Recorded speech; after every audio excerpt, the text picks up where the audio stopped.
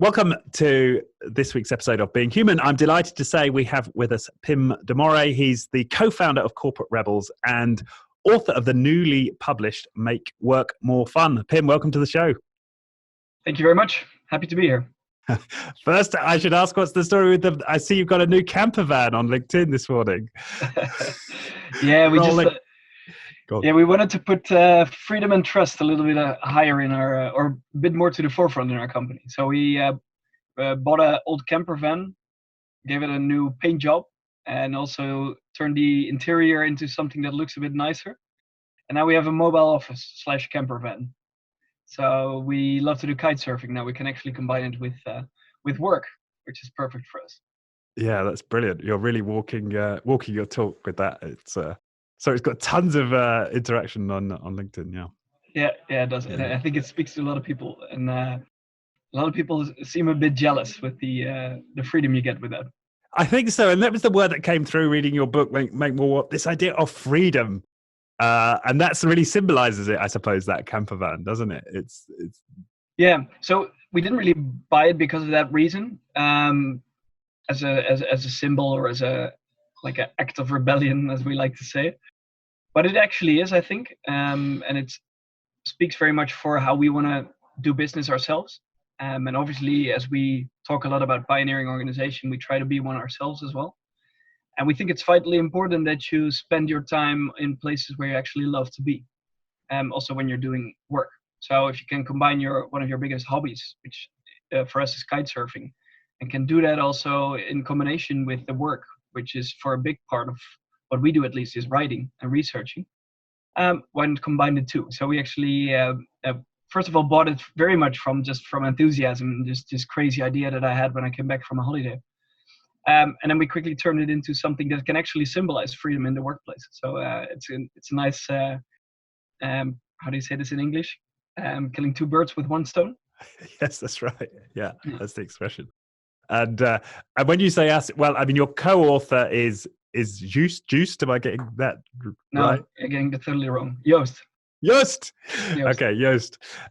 So Joost and yourself wrote the book, and you founded, of course, Corporate Rebels. So should we start there, where when you first sort of struck out for Corporate Rebels? Yeah.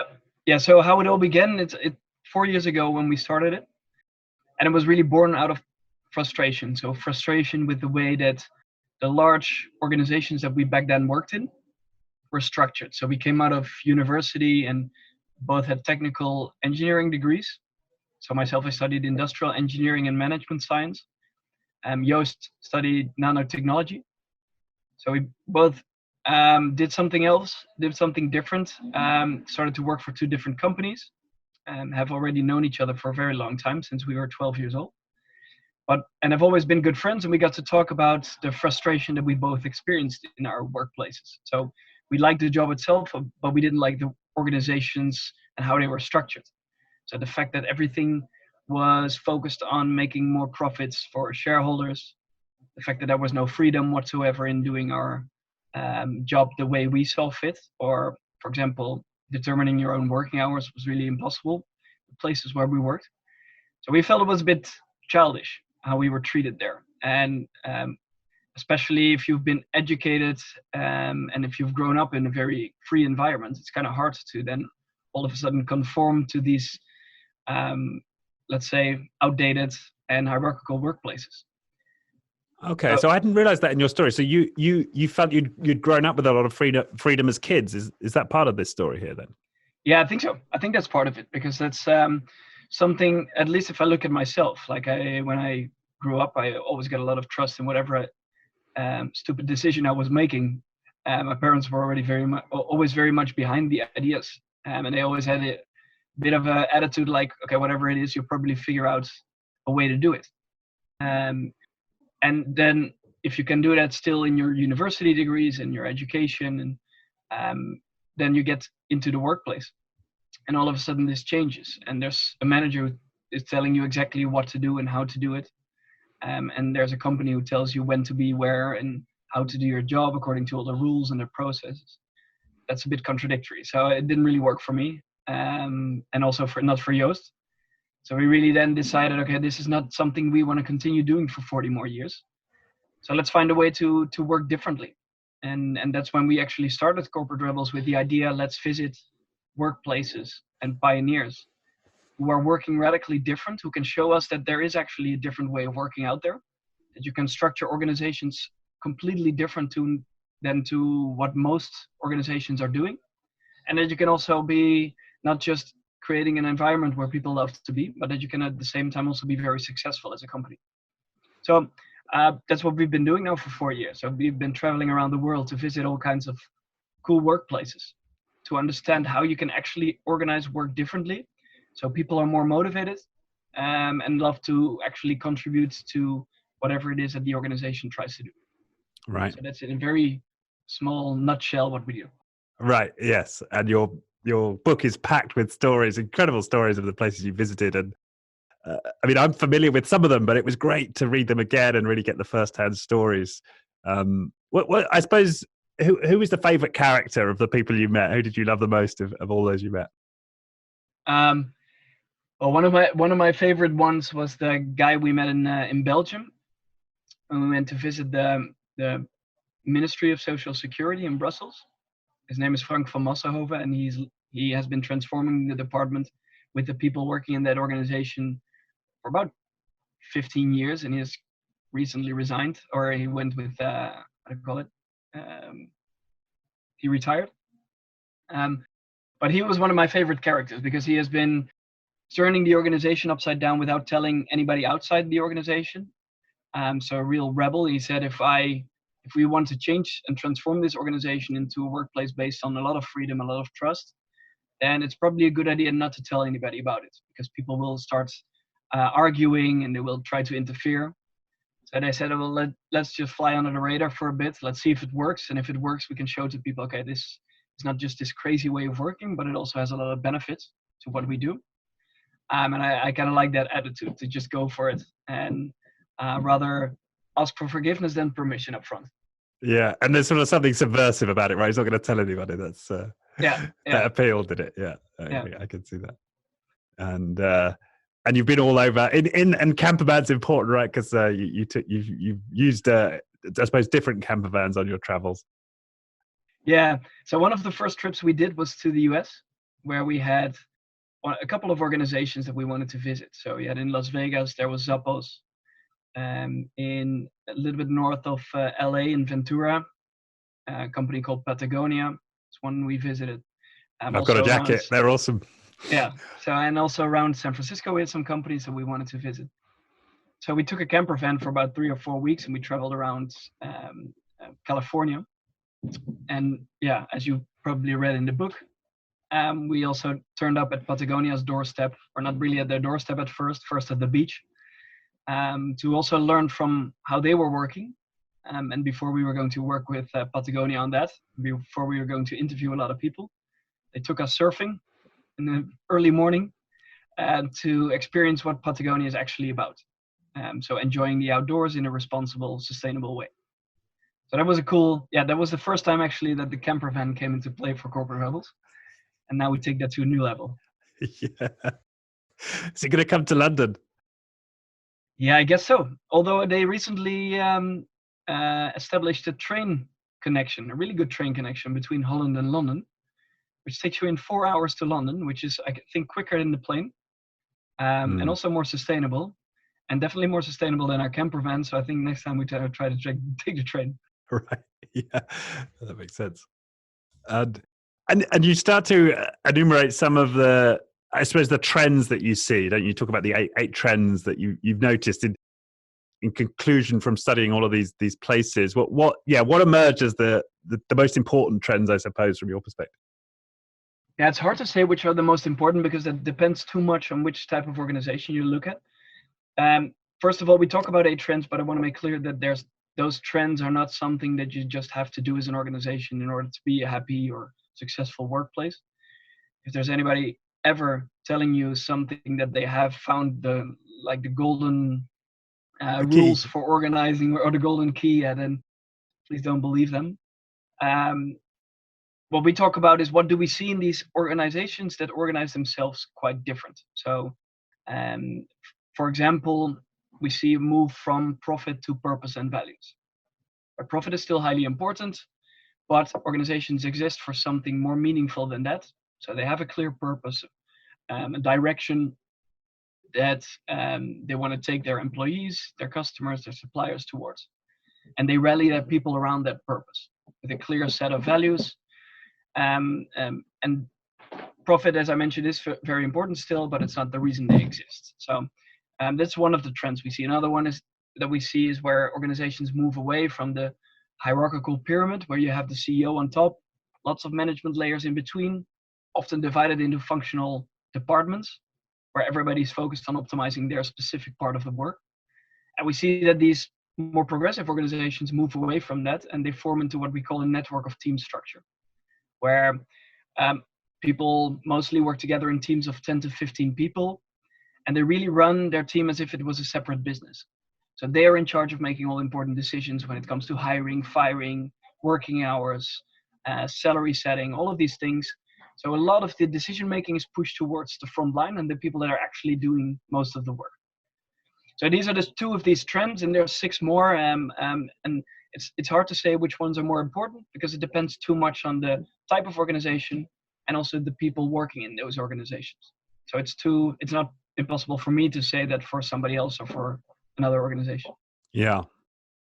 And I suppose what might be good to understand is which was the one time where you went into an organization, and because you obviously you've been around some of these ideas for a while now, where you were blown away and you were like, wow, they really have taken this to next level here. Was there a moment like that on your trips? Yeah, quite a lot actually. So at first, before we started, we just knew it from books, and we had seen some documentaries on workplaces that are quite different. But we thought, and we were a bit skeptic by nature, so we thought, okay, it's nice that those organizations seem to be there. It's nice that there's a lot of people who love to write books about them. But we thought the stories in those books might actually be a bit nicer than the actual work environment. That's why also we thought it was an important thing for us to actually visit all of those workplaces instead of just copying what other people have written about it. So sometimes, obviously, there was a disappointment. For example, when we visited Google's headquarters in California, it was a bit of a disappointment because obviously Google is quite well known for how they work and how progressive they've been. Nowadays, it's under a bit more scrutiny, and they show that they're maybe backing away from some of these core values that they had in the beginning. But at the same time, that might be interesting for people because Google is such an iconic brand for people. What's a specific example of where you saw them backing away? Well, one of their, or the reason they exist, at least in the beginning, they say their purpose is about making the information available, making all the information in the world available to people. So you can easily find the information you're looking for, which is quite a noble pursuit. But when we went there, first of all, we had a very hard time getting in. So they weren't that transparent. And then we talked to some people there. We also went a bit under the radar to just via get connected to some people who wanted to show us around and who wanted to tell us more about their experience working at Google. And to give you one very specific example, after we did an interview with one person, we said, okay, can we email you the blog post that we're going to write about this? So you can actually check for any mistakes that we might have made or wrong assumptions that we've made. And that person literally said, no, please don't send it back to me because they can probably trace that back to me. And if you write anything negative about how we work here, that's probably going to come back to me.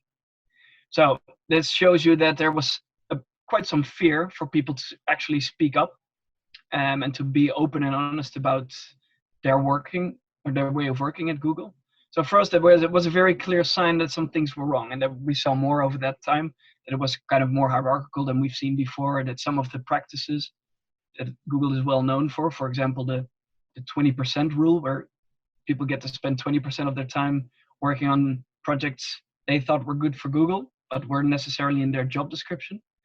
Well, it showed, or when we were there, almost all people said, well, we don't really have that anymore. It was something from the days in the beginning of Google, but it's not there anymore. So it shows you why it's important to go to these workplaces to actually understand, is it actually like this, or is it maybe based on some ideal perspective, or is it maybe something from the past? Right. Yes. And Well, I suppose chimes with my experience as a consumer of Google. Is there does seem to have been a shift in values to some degree over time. Yeah, you see it Yeah. also the last couple of months. They get quite some bad publicity also on some of these topics. Like, for example, their other very symbolic practice was their Friday afternoon town hall meeting, where everybody from Google could call in and do an interview or have a sort of town hall session with the leadership of Google, where they would share all kinds of updates, successes, failures of the company. And people could send in their questions if they wanted to address something to top leadership. But nowadays, because so many political concepts came up in those discussions, they said we're going to stop doing this because we wanted to focus on the content of our work, so on the products and the services, and not on these political topics that people love to talk about. So you see that they're actually backing away from some of their iconic practices because it's becoming too hard for them to sustain them, or they feel that it costs them too much effort and too much energy probably to continue doing this, while it has been a very powerful thing of their culture for a very long period of time. Right, and that's probably quite an important point, isn't it? Because I mean, you talk in the book about being openness linked to joy, and motivation linked to transparency. So these things give us, I suppose, what we yearn for as human beings. But they're quite it takes some effort. It takes leadership to sustain those types of environments, right? And which maybe we're now seeing with Google, right? Yeah, I think so too. And especially if you're like such a big company and there's so much pressure on you on the influence, obviously, that you have on the world, then there's also a bigger pressure, as you can see, to go back to more traditional ways of working, where things become more secret and where things therefore seem to be more simply or simple in how they are organized. To actually sustain this more radical, progressive way of working, you definitely need to have leadership in place that stands for this way of working, and even in tough times, says, okay, these are our values. This is what we believe in. So we have to stick to them and not let us be pushed away from these core values. And this is obviously clearly at the moment happening at Google. Right. And you could also imagine how the original leaders of those firms, they stood for perhaps something like engineering excellence and and wanting to be of having utility for the world. But as their organization has evolved, they're actually having to consider, I suppose, much more subtle themes in their leadership. It's not just about, can I build a website anymore? It's, can I hold space for political dissent, for example, right? I mean, these are kind of quite much more challenging questions for them to face as leaders than perhaps at the beginning. Yeah, definitely. And I think it's also, I'm also not a very big fan of these huge companies that have so much influence. I prefer actually a lot of smaller companies that interact together to move towards specific goals or purposes. Because the big influence that these companies have, I think it's a very unnatural thing, and it can lead to all kinds of unhealthy behavior because there's so much pressure from all kinds of people on them. So many people are using their platforms, and it's really hard to not, I think, fall into the trap of making very unhealthy choices for the company itself and also for society. Oh, so you just think size in and of itself creates problems, right? Yeah, I think so. And there's not a lot of companies that can actually sustain their core values that they had from the beginning if they grow so massively and so quickly. Right. Yeah, I see. So that was an example of a bit of a disappointment then. What really had your wow moments? Yeah, for example, one visit we had to a Spanish, a part in Spain, the Basque country, around a city called Bilbao. And we visited, but actually after 2 years, I think, of already traveling around the world to visit all kinds of pioneers. And we hadn't really heard of this group of companies around Bilbao that have been transforming towards a very self-managed way of working. So we heard about them, and we were again a bit skeptic because we thought, how can we already be traveling around the world for 2 years, have a really hard time finding pioneers? But then apparently there's this group of more than 50 companies that are doing it around one specific city. So we were a bit skeptic, but obviously we flew over there again to figure it out for ourselves. And we spent a couple of days there inside some of these organizations, and we really witnessed something extraordinary where one consulting firm has actually been able to transform more than 70 companies from small to medium sized towards a very progressive way of working with no management layers within their organical structure, with lots of freedom, with the frontline staff making all of the important decisions themselves, lots of transparency as well. And so this was very interesting for us to see that even in like geographical areas where you wouldn't really expect such a thing to happen, like in a rather traditional part of Spain, where you can actually see that if you have the right approach, like for example this consulting firm over there has, you can actually transform a very big group of companies into a more progressive way of working. And we hadn't seen transformation on such a scale before. And I mean on that scale in so many different companies. So it was really inspiring to see, and especially if you talk to the people who are working there in those companies, how they describe their new way of working if they compared it to their more traditional hierarchical command and control style structure. And they were super excited about this new way of working, and they really couldn't picture themselves going back to these more traditional work environments. Right. Yeah. So in that moment, it makes complete sense. You give people freedom, and eventually they're not going to want to go back. Yeah. Well, in the beginning, it can be very hard as well for people to get used to that amount of freedom. Like if you've worked in a specific workplace for 20 years and you never had any freedom, and then all of a sudden you transform into this workplace where you can make almost all decisions yourself or with your team, it's kind of hard to get used to it. And some people, especially there in the Basque Country, we talked to one lady and she also shared with us it's a bit like when you move from living with your parents towards living on your own. And she had this metaphor and she said, well, it's more or less the same, where when you live with your parents, everything's nicely been taken care of and you don't need to do that much yourself. And you can complain to your parents if, for example, the fridge is empty. If you go and live by yourself, you all of a sudden have to take care of everything yourself. You can come home and the fridge is empty, but you can't really complain to anybody else because it's your responsibility to make sure there's food in your fridge. And she said so in the end, it's more rewarding, but it's not easier per se. So it can be definitely harder to work or to live in such an environment. But in the end, if you learn how to do so, it's also more rewarding than having somebody take care of you and tell you exactly what and how to do it. Right. It reminds me, I've got a 3-year-old son, or 2. He's nearly 3, and he's learning certain tasks. And once he's mastered it, like now he can take his shoes off. Yeah. And if I come in and I try and take his shoes off for him now, he that can trigger a tantrum, right? No, I can do it. I want to do it now, right? Yeah. I'm trying not to equate my 3-year-old with these people, professionals working in space. But that idea of once we gain facility with something, we want to continue to master whatever its skills it is, and continue to enjoy our autonomy once we've achieved it. Yeah, exactly. And I think it's very much the same. We just need to get used to this idea that we can have a lot of autonomy and that we can also handle a lot of responsibility. With a lot of people in traditional organizations, they think we can't, that a lot of people cannot handle responsibility, that they cannot handle freedom and autonomy.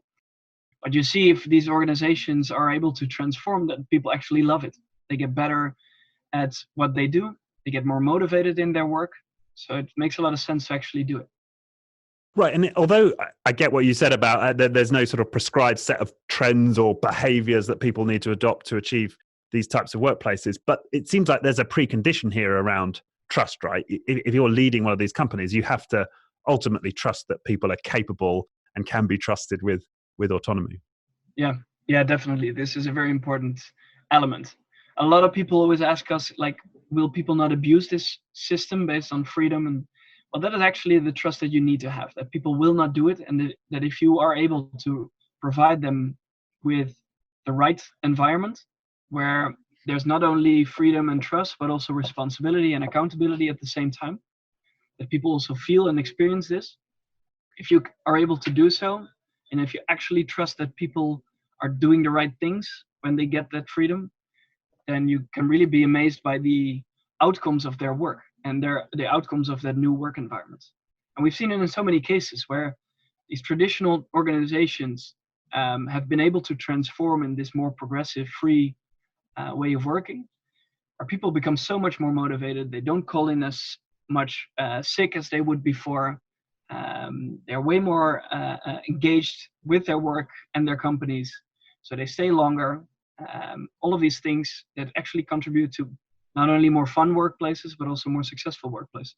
Yeah, and that's the irony here, isn't it? The things that people fear the most when giving trust is actually what shows up in abundance once you give that trust, right? Yeah, the things that people fear will go wrong is actually what you get back in spades.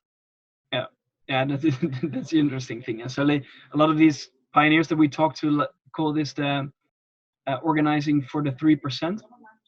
So if you give people a lot of freedom, there's probably a small percentage, a lot of them estimated to be around 3%, who will abuse the freedom that you give them. But by organizing for the 3% and coming up with all kinds of rules that will tell people exactly how to do it, so they won't be abusing the system or the freedom, you hold back the 97% of the people that would never abuse the amounts of freedom. So by doing that, you think you're doing a very good job by keeping those 3% nicely into this framework where they just have to do things according to a certain way, but you hold back 97%. So what if you turn that around? And if you actually organize a company based on the belief that 97% of the people will do the right thing if you give them just the trust and the freedom to do so. Might be a small percentage of 3% still abusing that system. But does that really weigh up against each other? So wouldn't it be better to organize for the 97 and just take those 3%, like just let them be and hope that the system itself will figure that out? And that's what we see in those progressive organizations. Yeah, and that's certainly my experience from having spoken to people within these types of organizations, is that the system itself self corrects, right, to some extent. Once you put the transparency in and the openness in, people, those around them, peers and the people in those teams, act in a way to sort of keep people within social norms, right? Yeah, so there's still some type of control in these organizations, but it's not so much top-down control. It's much more peer-controlled environment, where you say, okay, this is the purpose, these are our values. So let's organize ourselves around that. If people are not living up to the values, we have to hold each other accountable for that. And then the peer pressure comes into play, where we see these organizations, people leave because they just don't feel comfortable working in an environment that is not in line with their values. And if somebody is just not fitting with the environment, then you see that if they're organized correctly, that the system itself will push these people out. Yeah. And the other factor here is that I suppose the custodians of the culture, I'm just thinking in terms of sustainability here, in some of these organizations, or the leaders are voted for, right? So it's in some cases, it's not just the peer pressure that's applying to maintain the norms. It's also the group selects the leader that they most trust to perpetuate the culture, right? Yeah, and this is actually one of the practices I like the most, where you have companies where teams select their own leaders.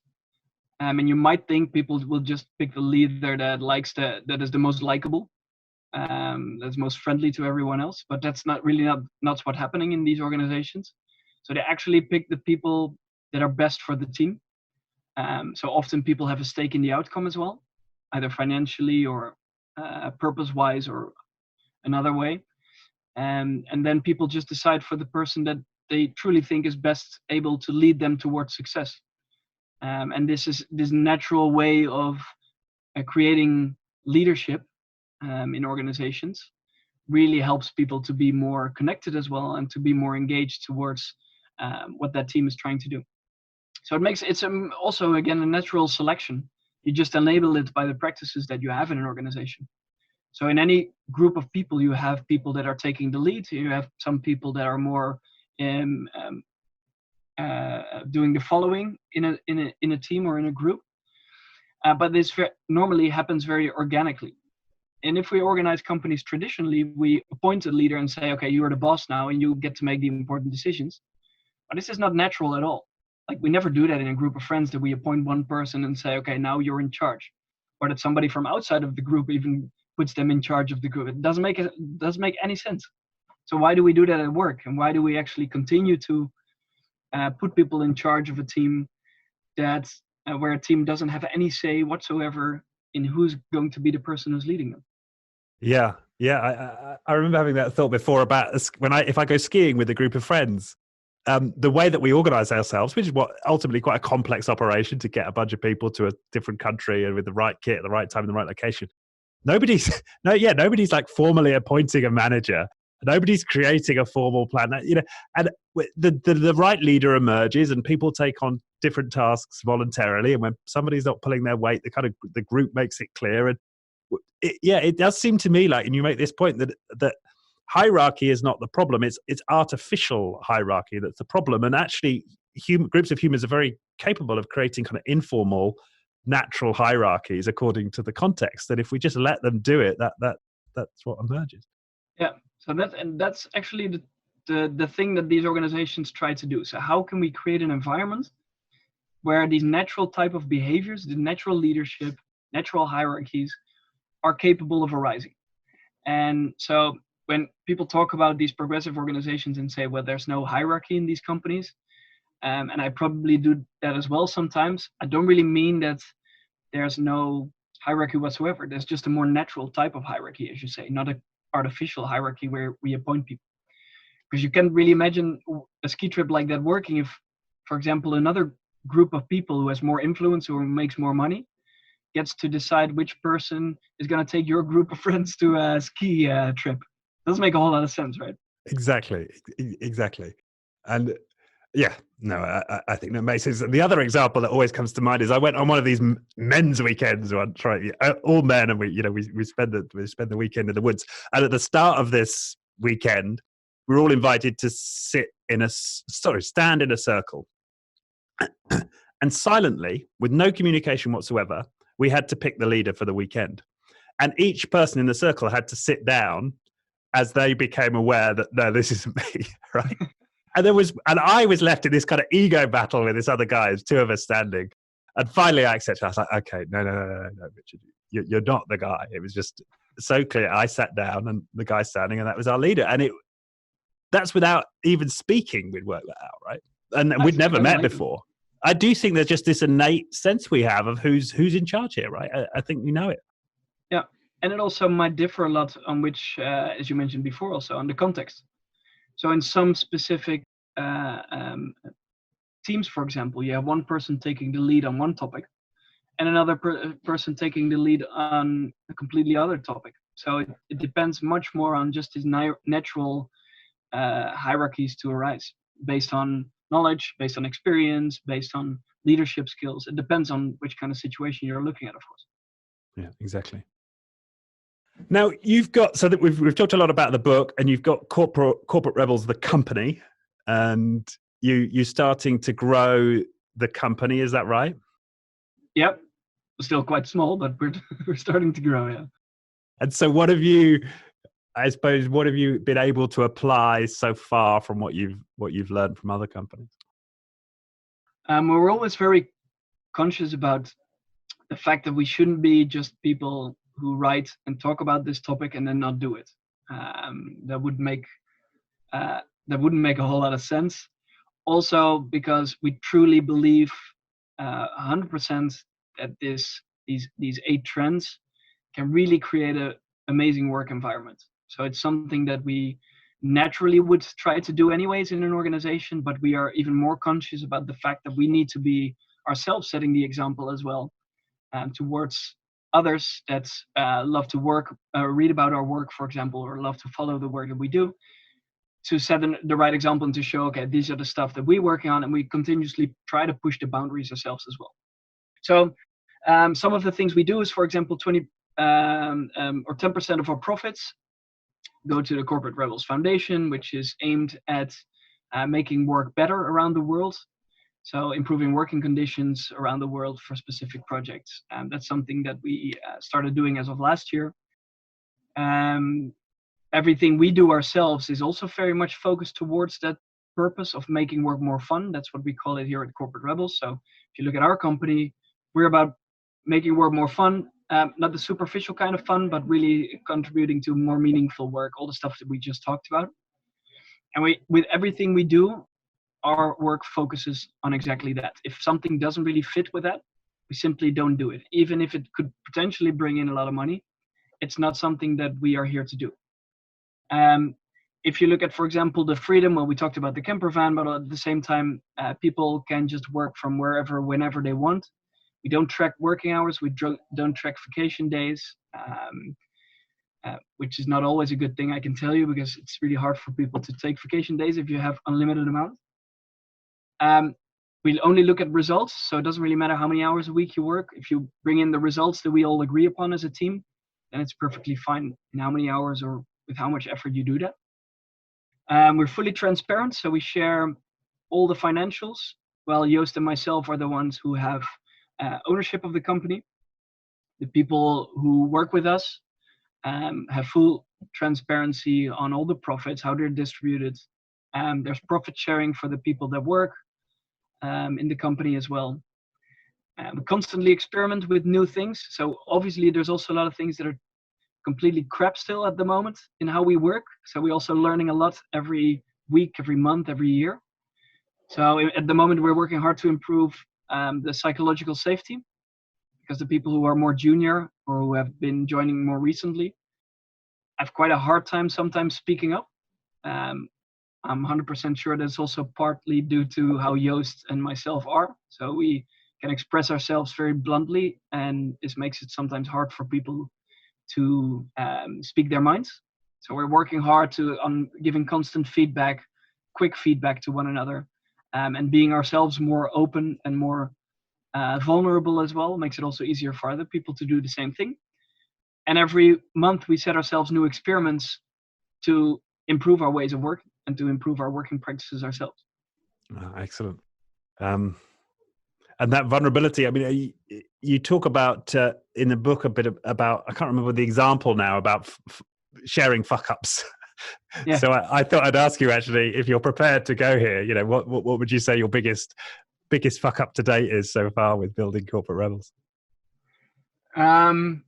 We made quite a few, but the biggest one of the last couple of months is the fact that we set up a consulting company as well, Revolt. But we've recently decided to stop doing that, mainly coming from the people who were setting up that company, because there wasn't a very clear, alignment of where they wanted to take this and how they were working together to achieve this. And I think from our side, it feels a bit like a fuck up, because it's not the way how we wanted to organize that. And we could have definitely done a better way ourselves in that, to be more part of that process already from the very start. And to influence it more heavily, I think, when it comes to the values of the company, and also providing more coaching, more support in that. So that's one of the more serious fuck ups, but we also have lots of small ones all the time. Every week, I guess a couple. Last week, a very simple thing, like I forgot to save the blog post that I was writing. So I just wasted 4 hours of my day and my life writing something and then deleting it completely. We've all been there. Yeah, we've all been there. So it's from very big ones to very small ones. And we every Friday afternoon, we share the fuck ups that we made during that week, whether big or small, doesn't really matter. So every Friday afternoon, we finish the week doing that. Besides sharing successes, also sharing the fuck ups. And it helps people to be more comfortable doing it and to more easily try things that might not work. Right. And it actually reminds me, I've had a few ex-military people on the show, and that reminds me a lot of the military culture, where I'm not sure if this is across the whole military, but certainly it seems to be quite prevalent, is that people are very open. Yeah, we screwed up. We fucked up there. We screwed up there. And let's talk about it. And interestingly, the military is not where you'd go looking for non-hierarchical cultures, but very often they're very open and, in a sense, non-hierarchical. Yeah, and because they also figure out, and we also have some of these organizations on our bucket list. So they can be very pioneering, because they figure out that if they organize very hierarchically and very traditionally, they cannot adapt quickly, which is something they definitely have to do if they're fighting against an enemy. So they figure out that they have to also continuously improve their working practices. And they also move towards these more progressive ways of working, where they feel, okay, very directive leadership doesn't make a lot of sense if people are in very complex situations. They need to be able to make decisions themselves very quickly. So they also figure out that they have to change a bit their way of working. And as you mentioned, also after, for example, if they go on a mission and they come back, like there's often very clear, transparent, and open feedback after such sessions. Like, what can we do better? It's not about blaming somebody for something they might have done wrong, but it's about having an open and honest conversation. What can we actually do different and better next time? Yeah. And yes, so I think that's right. And are you finding that people have adapted to that fuck up Friday thing? Are people, some more willing than others to share? How's that gone? You mean individually? Yeah. Yeah, for some, obviously, in the beginning it's harder, but it doesn't take that long for people to get used to it, because it's really, if you see other people doing it every single week, then it becomes very comfortable to also share yours very quickly. So in the beginning, it might be a bit uncomfortable, but especially if you see people who founded the company, but also people who are new, who all share their fuck ups, then it's very easy to just join along and to share yours as well. Right. And what about the situation where somebody feels like, okay, there was this fuck up, but I think that it's sometimes, isn't it unavoidable that the source of it is with one person? And then maybe that could be with you or used. And what do you find those situations where people sort of have to feel their way through a bit? So you mean if a fuck up more belongs to somebody else? Yeah, but that person's not sharing it. Yeah, but then we don't really share it during that session. So we have more we try to give feedback as instantly as possible, but that's easier said than done. So because especially if you're in a heated moment, it's really hard to then say, okay, I want to discuss this on a deeper level. Sometimes you just need to wait a little bit for that. I know that with my domestic. Yeah, I can imagine. So we during the fuck up Fridays, you can only share like your personal fuck ups or a fuck up that you have been a part of yourself. So you cannot say, okay, Joost, you completely fucked this up this week. That's something you can do during feedback sessions, or you just discuss it one-on-one. We don't want to do that in a group. Just share the ones that you think you should share. And if somebody doesn't share theirs, then it's something to pick up on the feedback session. Right. Yeah. And just circling back quickly to the revolt example, something that struck me there as you were sharing was that, again, creating these cultures, it's almost like, and I remember having this conversation with Amy, whose surname's just gone, who did a lot of the work on psychological safety, and it's almost Amy Emerson, yeah, who's a previous guest. Thank you, sorry. And she talks about it's almost like it's a kind of a fragile state, at least initially, right? I almost picture it like a garden. It's something you've got to really nurture it initially to get the culture, that kind of culture, right. And is it something like that you learned, that you just didn't put enough energy in initially to get the culture right? Yeah, definitely, because it's so easy to say to people, just speak up if you don't agree, especially like we started the company. So then when new people come in, obviously it's more uncomfortable for them to speak up and to be completely open and honest. So very easily these people can go into a situation where they say, okay, I feel I cannot say anything, or I feel like I cannot say everything. And we would then be in a position, just speak up, just be transparent. We do that, so you can do it too. But that's not enough. So, and we figured that out along the way, in sometimes a painful situation where you really think, okay, the psychological safety in the way we give feedback to one another and the way we can share really our deepest feelings is not on the level that we want it to be. So we learned a lot from that we indeed need to be very much more a part of that and creating that environment. And once the environment is there, then we can maybe step back and let people do it themselves more. But if we really want to create organizations ourselves as well, that are based around this culture of feedback and psychological safety, then we need to also put more effort into creating it first. And as you say, making sure it's established like that, and only then step back. And maybe we step back in this in this example too quickly. Right. Yeah, that makes a lot of sense. And it's in accordance with what Amy was talking about, because she talks about this asymmetry in psychological safety where initially, if I speak up and get castigated, I mean, I risk shame, right? I risk shame in the moment. So that there's an immediate downside risk if I speak up, because somebody might tell me to shut up. But my benefits can only occur to me in the long term. Right, I say something that's a valuable contribution and somehow that benefits me down the line. So if in the moment when I do that analysis, it's much better by default to shut up, right? Because I've got this negative risk of immediate shame and only a long-term positive risk. So it's almost like she was saying, I don't know if she precisely said this, but certainly that's what I took from it, was that our default almost as a human dynamic is low psychological safety until we learn enough times that speaking up isn't going to get us shamed, and ultimately is going to give us benefit in the long run. And there's really no downside risk, because then we will continue to speak up. Yeah. And nowadays I can see that much clearer as we have experienced it ourselves. And in the beginning we just said, okay, we dare to speak up, so probably other people dare to speak up as well.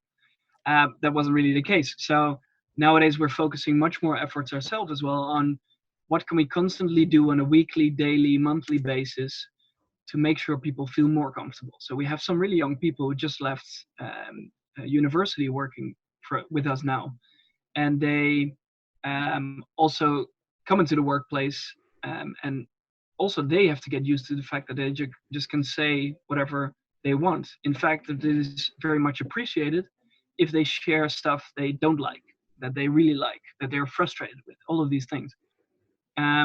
So yeah, it is a constant process of improving, and we're definitely not there. But I think on the last couple of months, during the last couple of months, we made some really big steps by constantly having conversations around it in a very structured way. So also making clear that we have fixed moments in the day, in the week, in the month to discuss topics like this, and then also evaluate as a team, how are we doing now? Are we improving? Are we getting worse? What do we need to do it better? And that has been really helpful over the last couple of months. Yeah, I can see that. And as you can saying that, it's almost, you can imagine how it's built into most human systems, actually, because I suppose normally it will be the leaders will be those who are most confident, most willing to speak up, have the most courage in sort of going against the social norms. And their blind spot almost automatically will be that not everybody's going to be as, they're just assuming if people are quiet, it's just because they don't have anything to say, not because they might be intimidated by the situation. Yeah. I can see that. And so we have to take active steps to create the environment where people aren't intimidated in that way.